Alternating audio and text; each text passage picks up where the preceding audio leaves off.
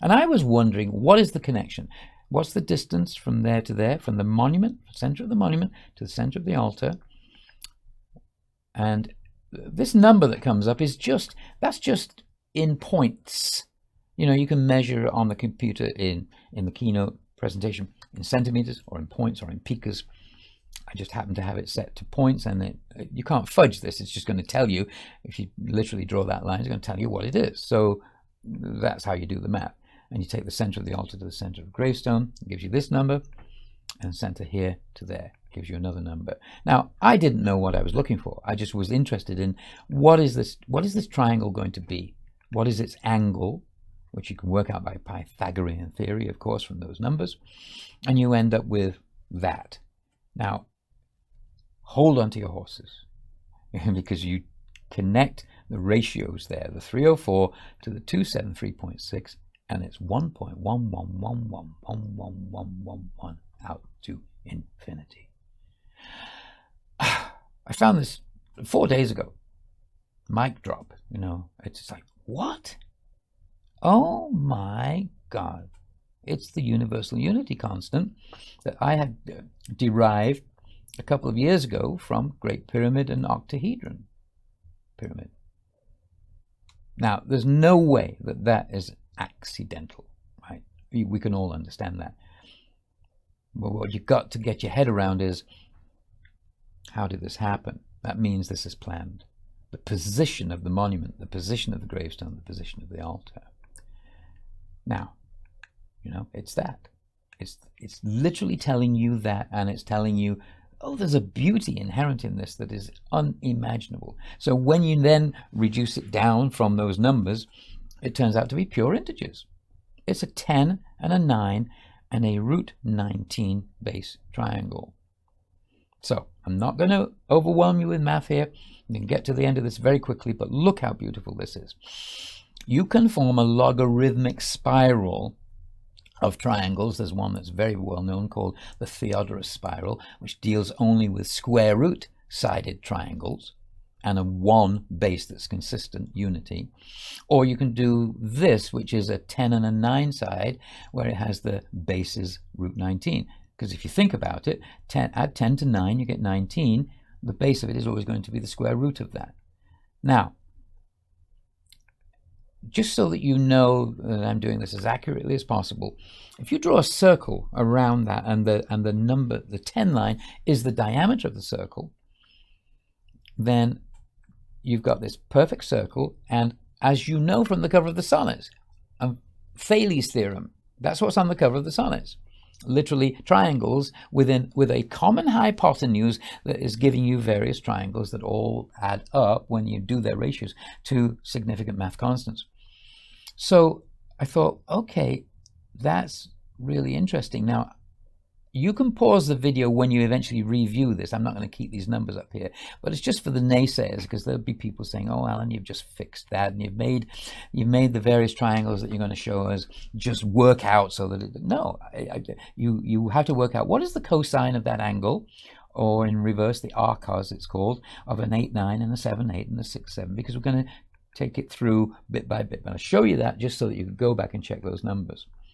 You draw a circle here where the 9 is the diameter, then you've got a triangle that is a 9, 8. And its base is going to be 9 plus 8 is 17, so its base is going to be root 17. And you keep on doing that. Then you do a circle for the 8 diameter, and you're going to have a triangle that is an 8, 7, root 15 base, and so on. So when you keep doing this, and this is non-negotiable. This is just the way the mathematics works, and it seems to be the way they've set that up. Because if you're going to start with a 1.11111111, which is a 10-9 relationship, you know that that's what they're doing. Whoever did this, they're wanting you to figure out the math of this, and you keep on going round and round. The next one is going to be this. The next one is going to be a 4, 5, and a root 9. Well, root 9 is 3, so that's our 3, 4, 5 triangle. Next one you've got is a 4-3 triangle, and then you've got a 3-2 triangle, and then you're going to have a 2-1 triangle. It's got pretty small there, so I'm going to build that up so you can see it a bit clearer. What a beautiful formation. And all those circles are all centered at the center of the altar. And they're initiated by starting off by connecting to the monument and the gravestone. That to me was not, it wasn't just another confirmation of the beauty of this and that there is something in the altar. I know there's something in the altar. I've scanned it. I've gone and done all of that. But just look at what this means. It's your next one from a 2-1 triangle is going to be a 1-0 triangle, and its base is going to be square root of 1. So look there, that's where you'd put that circle.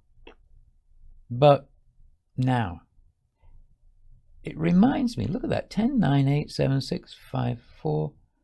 Isn't there something about, I knew a guy once who wrote a song that was rather beautiful, and it went,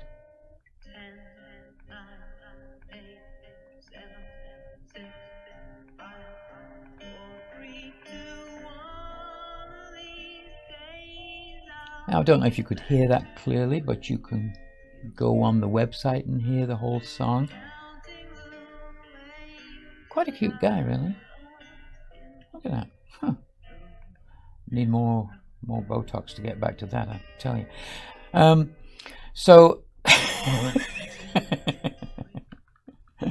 But what does this mean? What is it ultimately meaning? It means when you get to the 1-0 triangle, one side is 1, the other is 0. That means you got a 1 there, that's a line. But the 0 collapses it. The triangle is not a triangle anymore. It's the thinnest possible triangle there is. It's an infinitely thin triangle. It's just a line because it's 0. And yet the mathematics of it determines that it has to go from root 11, root 9, root 7, root 5, root 3. It needs to go to root 1. What is root 1? Root 1 is 1. It all collapses. It makes no sense. You would have to have a base that is 1 and yet a side that is 0. And yet that's the pure mathematics of it. At that point, at 1 and 0, it collapses in on itself. And as these figures showed, and that I was following all this in order to draw this accurately, the arcos, the inverse cosine of that, of a 0, 1, is 90. You have to flip that through 90 degrees. And so watch what happens. We turn that line, then flips like that, and it produces in itself a mirror image of another circle and another line. It's really as though it goes into another dimension.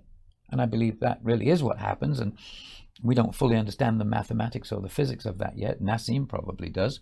He talks all the time about, a positron and an electron, one going in one direction in time, one going in the other direction of time, taking time backwards.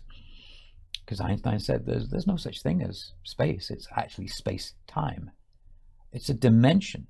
And when you literally take this all the way to that, you get that. You end up with a thing that flips mirror images, collapses on itself, and leaves you with this 1 pointing out there.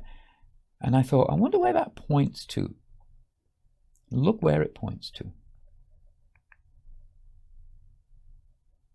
It points to something here in the south transept of the church. Nothing else is in its way, but just a bunch of chairs, and it goes right across to there and lands here at a monument that no one seems to know anything about, and it's right where the organ is. In fact, that's one side of the wall with the organ on it, and then the other side, there it is under the Piper organ section, this monument. It's called Richard Hill's tomb, and it looks pretty much like that. Why is it pointing there? This should utterly make a believer of you if you're not already. What was there? It's pointing right there. That is where the altar was found, hidden, in 1889. It's pointing back from the altar, from this perfect mathematics, to itself, back in time. If that's not enough to blow your mind, I simply don't know what is.